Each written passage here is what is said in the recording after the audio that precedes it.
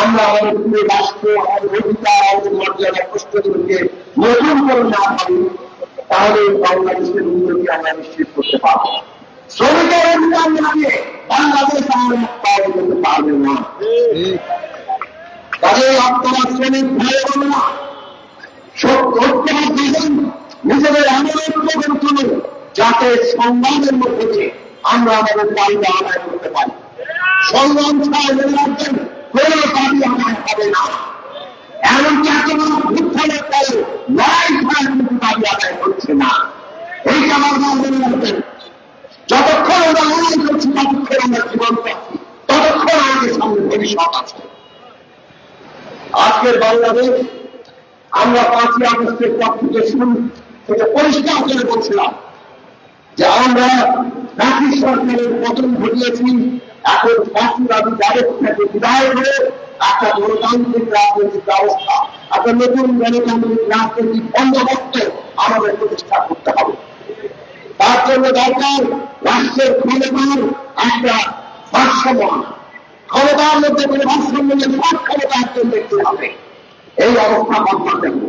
ভারসাম্য করে সেটা আন্দোলন জবাবদিহিতেই হবে। এই জন্য সংসদ, বিচার বিভাগ, রাষ্ট্রের নির্বাচন, সরকারি প্রতিষ্ঠান কিভাবে একটা সাথে একটা ভারসাম্য সৃষ্টি হবে সেই দিকে আমাদের যেতে হবে।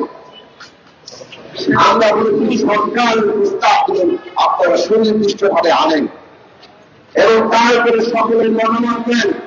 যেগুলি সর্বসম্মত হয় সেটা জাতীয় সনদ আকারে তৈরি করেন, যেগুলি বিরোধ থাকে সেগুলি জনগণের কাছে যাবে, জনগণ ভোটের মাধ্যমে নির্বাচিত করবে। কোনটা বাংলাদেশের দরকার,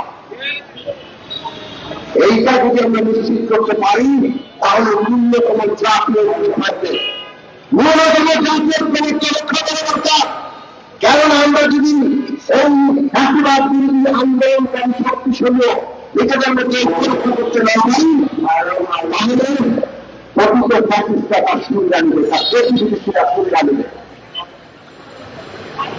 আজকে সেই কারণে আমরা বলেছি বিচার, সংস্কার এবং নির্বাচন এই 3টি বিষয় সুস্পষ্ট রোডম্যাপ সরকার ঘোষণা করি, তাতে রাজনৈতিক স্থিতিশীলতা আছে।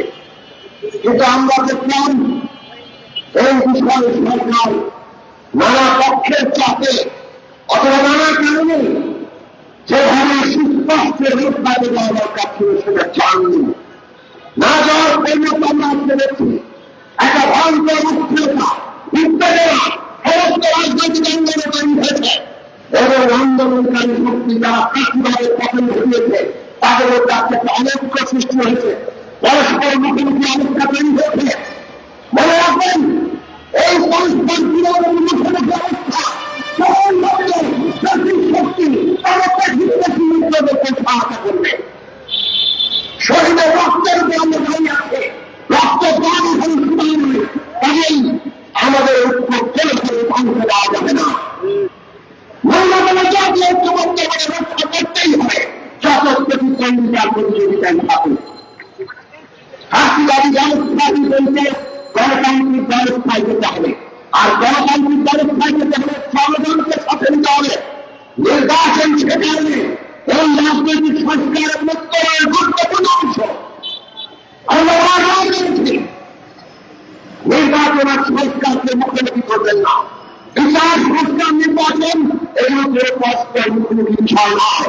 3 বিষয়ের সাথে যাবে, 3টার পরিষ্কার রূপরেখা আমরা দেখতে চাই। জনগণ দৃশ্যমান বিচার অগ্রগতি দেখতে চায়, জনগণ দেখতে চায় সংস্কার করতে কোন বিষয়ে হয়েছে আর কোন বিষয়গুলি এখনো বিবাদ আছে। ঐক্যবদ্ধ জাতীয় বিভাগ নির্বাচনের ম্যান্ডেট আকারে যাবে। নির্বাচন আগামী সংসদ নির্বাচন যাতে জনগণের ম্যান্ডেটকে সংবিধানকে দেখভাল করে বদলাতে পারে, সেখানে আগামী নির্বাচনের সংবিধান সংস্কার সভার নির্বাচন, সংবিধান সংস্কার পরিষদের নির্বাচন এবং জাতীয় সংসদ একসাথে গঠিত হবে। 6 মাসের মধ্যে সংবিধান সংস্কার হবে, 5 বছর এই সংসদ জাতীয় সংসদ হিসেবে কাজ করবে। আমাদের এই পথ পদ্ধতি আমরা একটা ঐক্যমাত্রের জায়গায় আসতে পারি। এগিয়ে যাওয়া, কোন দেশের প্রান্তে দেশের শৃঙ্খলা কিংবা পক্ষপাত নয়।